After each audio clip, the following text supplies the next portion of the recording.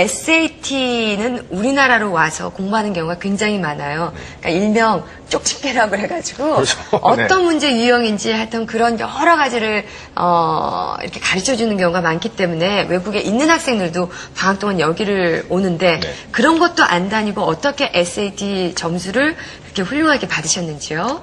저는 사실 방법을 배우지 않았다 보니까 제가 아예 방법을 만들었습니다. 그래서 방법을 만들어서 참 다양한 방법들을 많이 이용했어요. 맨 처음엔 어쩌다가는 점수가 막 떨어지기도 했었고, 그런데 이제 맨 마지막 시험 보기 전에 점수가 확 오르는 이제 잘 맞는 방법을 저한테 찾은 거죠. 그렇게 해서 69문제 중에 4개를 틀렸는데 800점 만점은 740점을 받았습니다. 근데 800점 받은 친구들한테는 별로 이렇게 안 좋은 점수겠지만 저는 제가 만든 방법이다 보니까 정말 많은 프라이드를 가지고 있습니다. 그러니까 지금 스스로 방법을 만드셨다고 하는데 상당히 진취적인 성격이신 것 같아요. 근데 그 유학 준비 같은 거 할 때는 이제 그 시간 관리, 학교 수업도 해야 되고 또 유학 준비도 해야 되고 시간 관리가 상당히 중요한데 본인만의 그 타임 매니지먼트 방법이 있었나요? 저는 이제 저 스스로 찔끔찔끔 공부 방법이라고 찔끔찔끔? 네, 만들어내긴 했습니다만 이제 그 방법 자체는 최대한 학교에서는 학교의 것을 다 끝내고 그리고 학교 외의 활동들을 할 때는 거기에서 모든 것을 끝내자라는 취지에서 만든 것이었고요. 이제 조금 간략하게 설명을 해드리면 학교에 가기 전에 일단 너무 진부한 말일 수도 있는데 쉬는 시간마다 틈틈이 예습하고 복습하고 짜투리 시간을 이용하라라는 게 사실 찔끔찔끔 공부 방법입니다. 장기적인 관점으로 보면 이제 하루에 많은 공부량을 한꺼번에 할 수가 없으니까 이렇게 나눠서 여러 개들을 섞어서 만들어 놓으면 지칠 틈이 없다라고 저는 생각을 해서 이렇게 여러 개로 나눠서 찔끔찔끔 공부를 했던 것이고요. 자, 또 하나의 특이한 방법을 하셨는데요. 그 거울이나 유리에 글을 써가면서 공부를 했다고요? 영화에 나오는 장면이네요. 예. 그렇죠. 굿윌 헌팅 같은 맞아요. 거네. 이제 사실 굿윌 헌팅에서 본 거는 아니고요. 네. CSI나 이제 해외 드라마 같은 거 보면 반장님들이 딱 수사하신다 그러시고 이렇게 딱 적어 놓잖아요. 근데 제가 한번 그게 멋있기도 하고 한번 써봤어요, 그 방법을. 왜냐하면 공책에 쓰나 칠판에다 쓰나 똑같은 거거든요, 제가 볼 때는. 그래서 써봤더니 제 얼굴도 보이고요. 마치 가르치는 기분이 드니까 동시에 스스로에게 가르치는 기분도 들고 남한테 가르치는 기분도 들고 없지만 그러니까 선생님의 입장에 서서 공부를 할 수 있는 거예요. 한마디로 치자의 입장에 서서. 그렇게 하다 보면 선생님이 어느 부분에서 포인트를 줘야겠다라는 게 딱 눈에 들어올 때가 있어요. 그럼 이건 나오네. 이런 식으로 공부를 했고요. 그리고 거울에다가 이렇게 써놓으면 항상 지울 수 있잖아요. 왜냐하면 앉아서 공부를 하면 약간 졸릴 때가 많아요. 이렇게 딱 앉아서 하니까 졸립지만 칠판에 쓰거나 아니면 유리창에다가 쓰면 왔다 갔다 하면서 정말 다이내믹하게 하니까 졸릴 틈이 없었던 거죠. 그래서 시험의 맨 마지막 부분에는 맨 마지막 날 항상 그런 부분으로 공부를 했습니다. 근데 지금 우리 유아린 군 얘기를 쭉 들어보니까 일단은 그 유학 같은 걸 성공을 하기 위해서는 그러니까 집중력보다는 확고한 목표의식, 내가 무엇을 이루어야 되겠다. 이게 중요한 것 같은데 어떻게 생각하십니까? 저는 이제 사실 2학년 여름방학 이전의 성적이랑 2학년 여름방학 이후의 성적이 확실하게 달랐는데요. 그 이유, 사실 2학년 때랑 1학년 때랑 많은 차이가 있었어요. 그 이유인즉슨 1학년 때는 목표의식이 없었고요.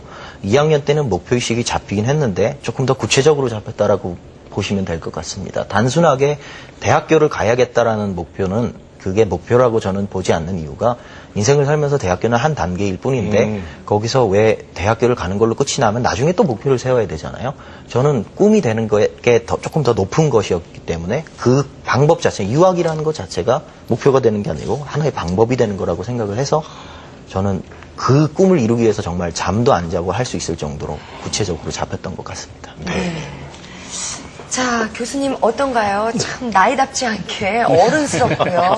어떻게 고등학교 때 저렇게 부모의 큰 도움 없이 유학을 갈 수 있었는지 들어도 참 신기하네요. 네, 제가 유아린 군의 말을 들으면서 제가 배워야 할 점이 참 많구나 이런 느꼈습니다. 그래서 이제 이런 말하는 모습에서 자신감, 당당함이 느껴져서 아주 멋지게 보이네 진짜. 아주 멋진 전문입니다.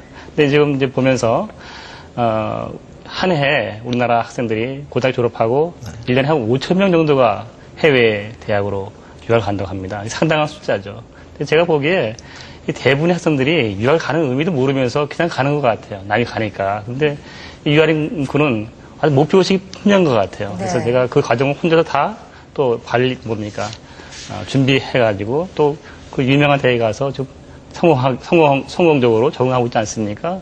그런 점만으로 상당히 좀 우리에게 시사한 바가 많죠. 그래서 앞으로 이제 이런 유아인군 같은 학생들이 제2의 제3의 이런 유아인군 같은 학생들이 많이 나왔으면 하는 바람입니다. 그리고 좀 말씀 들어보니까 역시 이제 공부 잘하는 학생하고 못하는 학생하고의 차이를 알겠어요. 왜냐면은 우리는 무조건 시간만 많이 투자한다고 해서 뭐 성적이 올라갈 걸 기대하는데 지금 보니까 학습 과정을 전반적으로 매니지하는 능력이 아주 뛰어난 것 같아요. 그렇죠. 자기 스스로. 바로 그 차이가 이제 뭐 학업의 능력의 결과를 초래하는 것 같습니다. 여러 가지 면에서 많은 시사점을 주네요. 네. 지금 이 방송 보고 계시는 그 학생들 중에서요, 정말 우리 할인군 같이 혼자 나 홀로 유학, 사교육 도움을 안 받고 나 홀로 유학을 꿈꾸는 후배들에게 좋은 한마디 부탁드리겠습니다. 이제 제가 1년 동안 이렇게 가서 생활을 해보니까 이제 유학을 가서 이런 식으로 가서 혼자서 생활하는데 참 전망은 참 좋다라고 저는 생각을 합니다. 상당히 희망적이라고 생각을 하고요. 사교육을 받거나 안 받거나 그런 거는 사실 이제 자신의 방법을 극대화시킬 수 있다면 받아도 되겠지만 자신의 방법을 극대화하지 못했다라고 생각이 든다면 자신의 방법을 찾기 위해서 노력을 하는 것이 제일 중요하고요. 꿈 자체를 유학 자체를 꿈으로 잡는 것이 아니라 유학보다 조금 더 높은 아까 말씀드린 자신의 꿈을 이루기 위해서 유학이 하나의 방법이 되는 그러한 꿈으로 이렇게 승화를 시켜주셔서 그때부터 이제 구체적으로 준비를 해주셨으면 참 좋겠습니다. 네. 정말 훌륭합니다. 우리 썬김 씨는 영어는 참 잘하는데 가끔 한국말을 더듬는데 할인군은 영어하고 한국말을 둘 다 잘하네요. 제가 참 작아지네요, 이 사이에서. 네.